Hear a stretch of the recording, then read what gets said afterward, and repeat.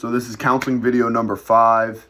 It is December 4th, and we will be discussing the empty chair method.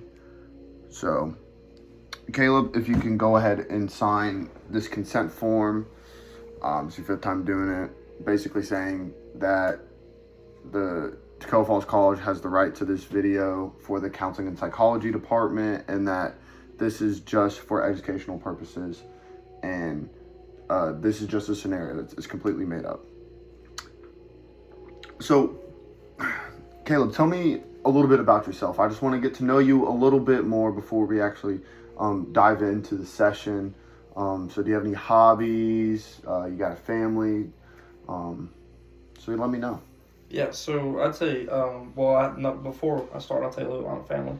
I have a wife. We've been married for around 20, 25 years. I mess up that number every now and then. We have 2 teenage kids. We got a little girl and a little boy. Well, they're not little anymore, but they're always little in my eyes. And, basically you're pretty much like your nuclear family. We're pretty by the book of what a family looks like. A lot of the things I do in my free time, I like to golf with my friends, and pretty standard American life, it feels like at times, but I like to hunt and fish too. So that's what you like to do in your free time, like golf, hunt, and fish and stuff like that? Yeah. Does your kids play any sports? Yeah, so my son, he plays baseball in high school, and he's on the JV team now.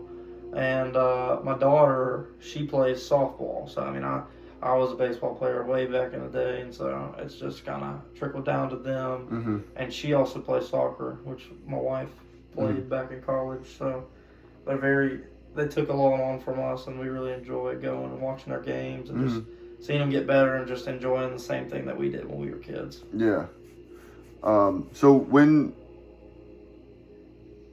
your kids got old enough to be wanting to play sports, did you push like baseball onto them, or did your wife push soccer onto them, or did you just let them try what they wanted to?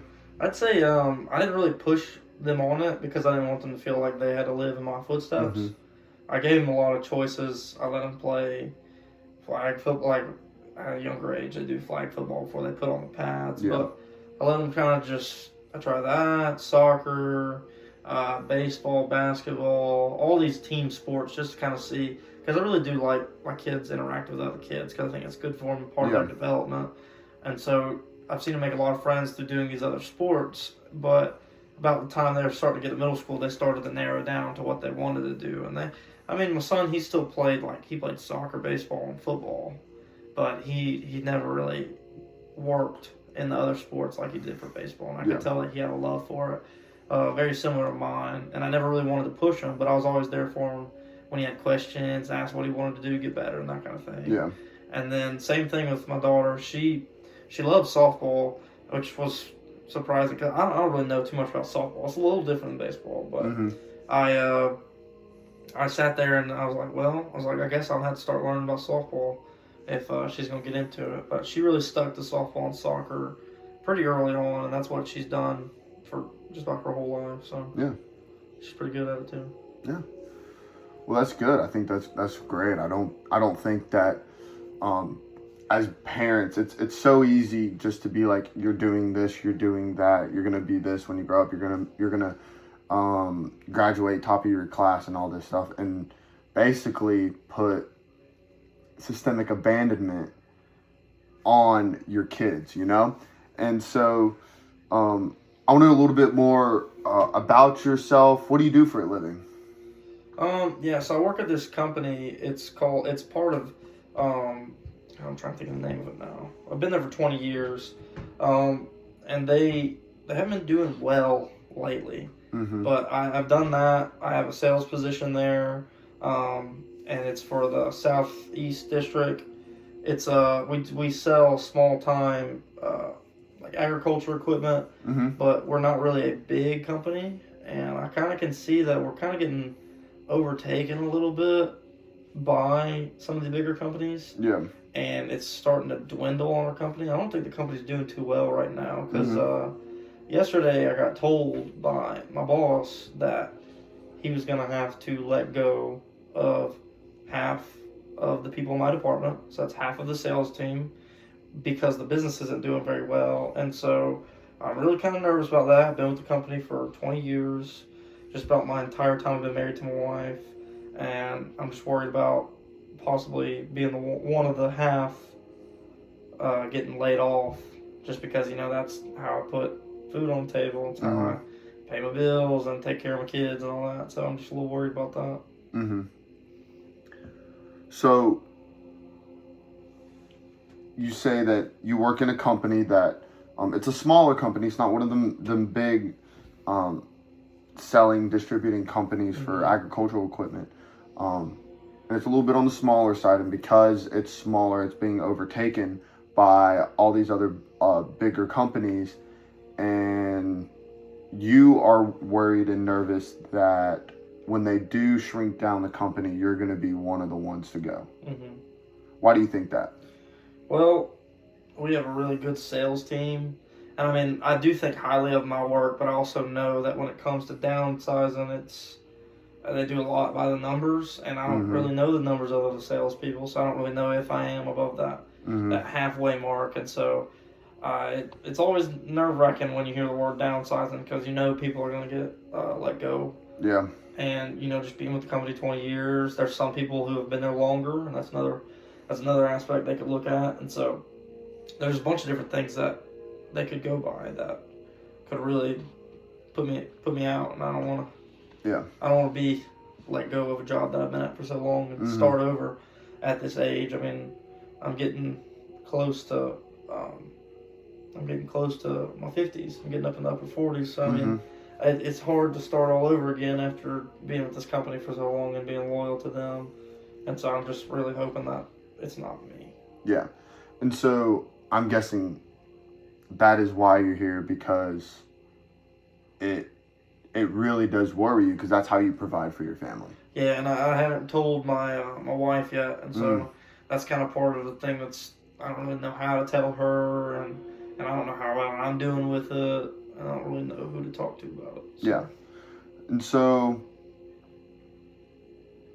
well, I'm sorry that you're going through that. There's one exercise that I want to do. I want to know more about how you're feeling, the emotions that you're expressing from your point of view. And I think a great way to do this is the empty chair technique. And so, sorry, could you say that again? Sorry, my watch going off. And so, it's basically exactly how it sounds. So, you're sitting right there in your chair. I'll get up. So this right here. So, it's your side of the argument versus the other side of the argument, or the disagreement. And so there's two different sides of the pole here, or polarities here. And so I'm guessing you definitely feel much stronger on your side of the stance than the company sides of the stance, because you want to provide for your family and you don't want to get let go, correct? Yeah. Okay, so in this situation, I want you to look at this chair, lean in just a little bit more, and I really want you to act like it's your boss or whoever your rep is, whoever's above you, and I really want you to express how you're feeling about this situation.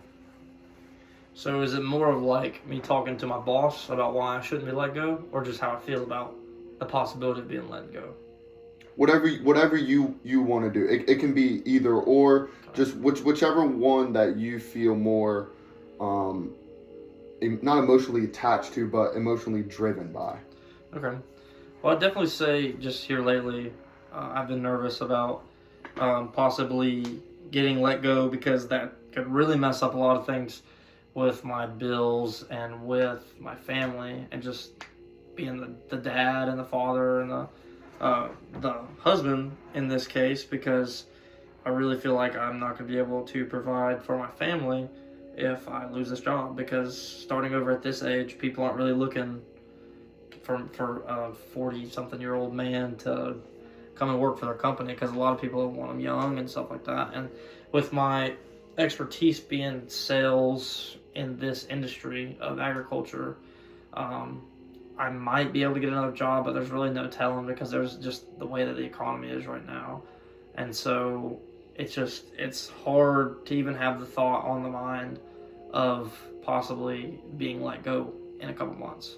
Because, I mean, you're talking the end of the year is Christmas and there's a bunch of bills, and I have it all set up from my income that's coming in right now to handle my house payment, my car payment, sports for the kids, I mean, the food bill, water, electricity, like all those things. I have it perfectly budgeted with the amount of money that I have, and so losing that income would be detrimental to my family. We would have to cut back some necessities, not even the things that we want, but also things that we need. And so we would just be in a really bad place. Yeah. And so I want you to dig a little deeper and go into more of the emotions that you're feeling with this situation that is going on in your life. Well, I say I'm absolutely terrified because it's an area of uncertainty, and so there's a lot of fear behind that. There's a lot of just sadness because, I mean, even if it's not me, then I'm losing a lot of closest friends at work that I've been with for 20 plus years, and so I'm not really happy. It's just a really bad situation, so I'm just upset in general because either way, I'm either going to be looking for a job or missing half of the people that I've worked with for all these years. And so I'd say there's a lot of fear for losing the job, but also a fear of just the unknown of not knowing, is it going to be me or is it going to be them? Okay. Awesome. Thank you. And so I kind of want to switch it up and do it a little differently now. Instead of your company right here, you told me that you haven't even told your wife about it yet. Yeah. And so I want you to express this situation to your wife and the feelings to your wife instead of your company / boss in this moment. Well, I mean, my wife is going to be a lot more understanding, but I think it's going to take her off guard. So I'd probably approach it by, well, number one, I'd want to be alone with her, and I'd probably just tell her, hey, so this isn't a for sure thing, but I just want you to know that my boss approached me yesterday, and I've been thinking about this past day, but he said that half of the sales department at the company are going to be let go because the company's not doing well. And so he didn't really say much more than that, but he pulled me aside and told me, which, I mean, it could be a good thing, could be a bad thing.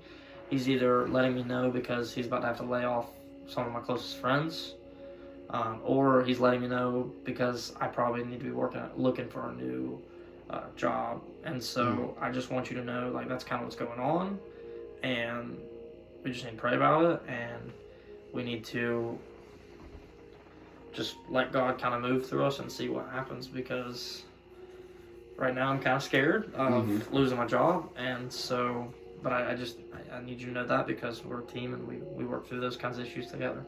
So. And those same emotions that you were expressing and that you were feeling towards your boss, is it the same with your wife, or is it a little differently? I think it's a little different just because my boss is going to be more of a plea. And also I'm more willing to let him know that I'm scared, whereas I kind of want to be a little bit stronger with my wife so she doesn't think that I'm worried about it or that I'm scared for our family, because I don't want her to be scared. So I guess in that sense, my emotions towards her would be a little bit more, I would hide a little bit more so she wouldn't think that I'd be worried about it. And so with your boss, so let's go back to your boss or the company right here. Do you have any kind of anger, aggression, maybe even hatred with this information? I would say I'm not really angry about it because I completely understand. I mean, I have a business major. I understand that's how business works, but I am very frustrated because, you know, I just feel like it's going to blindside whoever they choose unless they just give them a lot of warnings. And I feel like right now I'm kind of just not in the loop of things, so it's just absolutely terrifying. And for that I am frustrated because I feel like they need to communicate that better, because we have 4 months before the end of the year, which is a quarter. Oh, it's actually a third, but it is the last quarter of sales. And so if they're judging off the last quarter, there's no telling, because it's with sales, it's so difficult, and so it's just going to be very hard, especially when people. I know they're not going to tell some people that we're downsizing it. They are probably going to lose their job. Mm-hmm. And so you can correct me if I'm wrong, but after you talking about it a little bit, said it might blindside you or it might blindside other people. It seems like you're very empathetic towards your coworkers, that this information from your boss, from your company, could also affect them as well. Is that true? Yeah, I definitely say. I've built some really good relationships with these guys. Some of my closest friends. I golf with them regularly just because, we're in the workplace. So it's good to get out and hang out with them outside of work. But I can tell that I was told in confidentiality yesterday. And so I know that some of them don't know. And I just don't know what I would do if it's those guys that are losing the job. Mm-hmm. But, when it comes down to them or me, I have to provide for my family. But, they do too. So it's hard. It's hard to... It almost feels like I'm being selfish to want myself to not get let go compared to them, but I really just don't want either one of them to let go. So it's just a hard situation. Yeah. All right.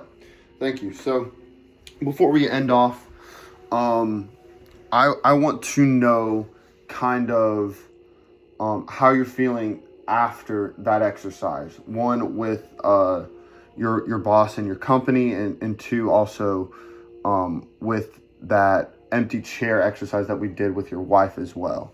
And so can you inform me on do you have any kind of relief because it was like the first time you actually talked about it, or was it more of just now you know how you might handle the situations and the things that you can control in this situation? Yeah, I definitely say just kind of going through what I would say kind of just helped, just because, I can only imagine how hard it's going to be to have that conversation with my wife, or even to have a conversation with my boss again. But, I feel like talking about it and kind of seeing what it sounded like and what your thoughts were on it is going to help a lot. Mm-hmm. Yeah. So, well, thank you for coming in. Hope to see you next week. Yep.